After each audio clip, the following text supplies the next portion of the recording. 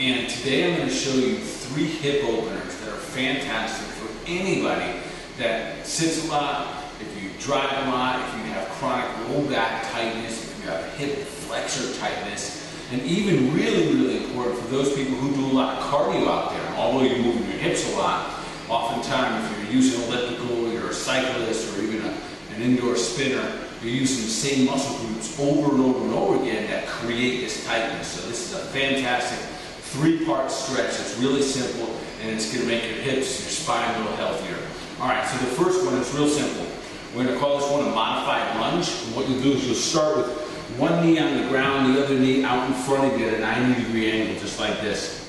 And this one's really simple. So right now I'm going to be stretching my right hip flexor. From this position, all I'm going to do is move my butt forward and lean into this front part of my body right here. While I'm doing this, the important part is make sure I keep my torso up tall like this. Oftentimes, if this is tight, you're going to want to lean into this. I'm going to do just the opposite. So we're going to lean back, torso up tall, I'm breathing, of course, and I hold on to it. As long as I feel a stretch in the front part of my body, which stretches part of my psoas and some of my hip flexors, and the other part of the psoas that goes down into the femur here. As long as I'm feeling that stretch, it's being successful. From here, if I want to take this kind of to the next level and get even more of a stretch out of it, it's real simple. You're going to bring your arm up behind your back here, elbow toward the ceiling as high as you can, and then you're going to lean over to the opposite side and rotate behind you. I'm going to turn so you can see that. It looks like this again. So I got one knee out in front of me. My right hip flexor is when I'm stretching right now. I lean into it, my torso stays up straight, I bring my arm up into the air, I lean over to the opposite side, and then look behind me. And it creates a nice big stretch, open up the entire side body. So that's the first one, that's what we call a modified lunge.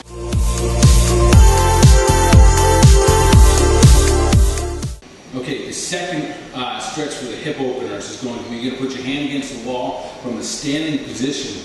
You're going to put your weight onto your leg. Right now it's going to be my right leg where I'm supporting myself against the wall. And we're going to call this one an external hip rotation. We're going to bring the left leg up, we're going to rotate the knee out, and then place it back down from the outside here. And again, I'll show that. We're going to rotate, lift the leg up, rotate the knee out, and then drop it back down. Now while you're doing this, the goal is to try to keep your hips as straight as can be. So I'm going to keep my hips here as I rotate my hip out. And when you start to bring your foot down, it's usually, if there's a little tightness in the hips, it's going to want to sneak its way back into the midline. Do your best to place your foot down from this position so it's still facing in an external rotation position.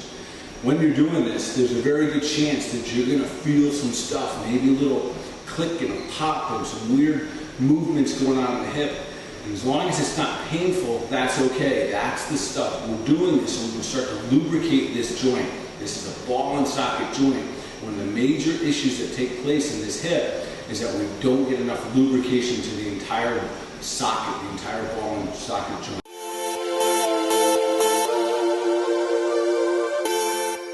Alright, so number 3 is an old school, what I call hula hoop exercise. So just like when we were young, we're going to stand with our feet about hip width apart, maybe a little bit wider. We're putting our hands on our hips, and we're going to create these big circular range of motion, these movements with our hips.